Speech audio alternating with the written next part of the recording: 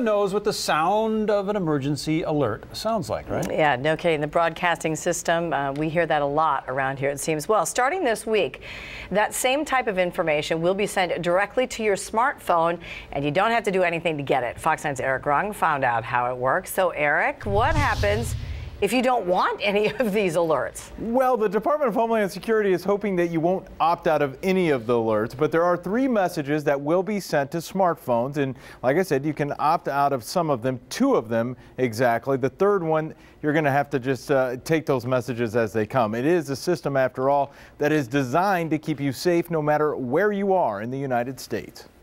Since no one goes anywhere these days without their phone, it seems a very logical place to send emergency messages. If there's a toxic waste spill near your house, you'll find out. If a tornado's headed your way, you'll find out. If there's an Amber Alert and that happens near where you are, you'll find out.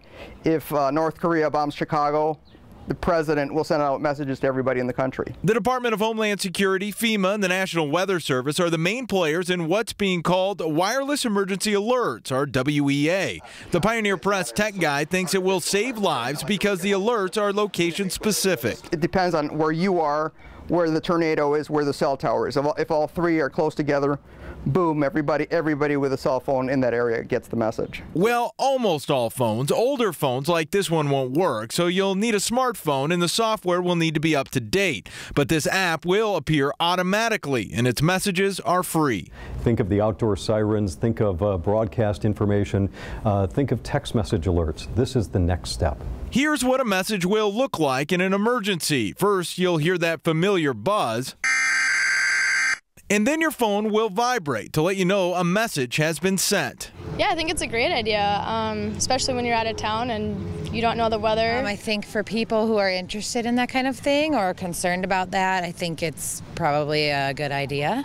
If you're not interested, you can opt out by going to the settings and pushing the right buttons. However, you can't turn off messages from the president. It would be used at a time of national urgency or a national emergency as declared by the president, something that would affect the entire country. So we're not going to see on our cell phones President Obama greets Boy Scout troop, 132 in the Rose Garden. That's not the purpose of these alerts. What about Big Brother? The government says it's not collecting any information from your phone, and it doesn't even need your phone number to send out the messages. It's sort of a mass broadcasting thing. It's not the cell tower speaking specifically to you, speaking to everybody that has an up-to-date cell phone in the area.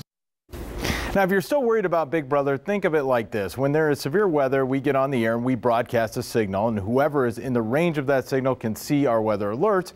Of course, that's oversimplifying it a little bit, but it kind of proves the point there.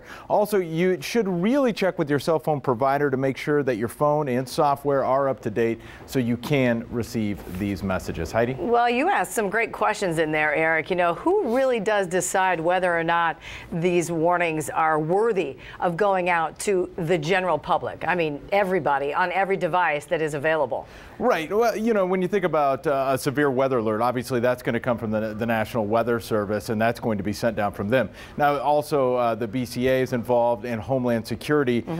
So, I don't know the exact answer of what the threshold is for it. However, there are times that they want to make sure that these emergency alerts are really emergencies. Obviously, if they're just sending out messages after messages after messages, everybody's going to opt out of them, and therefore it's not going to work at all. And that's what they definitely want to avoid. So there are some thresholds there for people to make sure that these are emergencies, and they're going to they want to use it wisely to make sure that people don't turn those things off. Sure, sparingly, I'm sure. But it is an election year.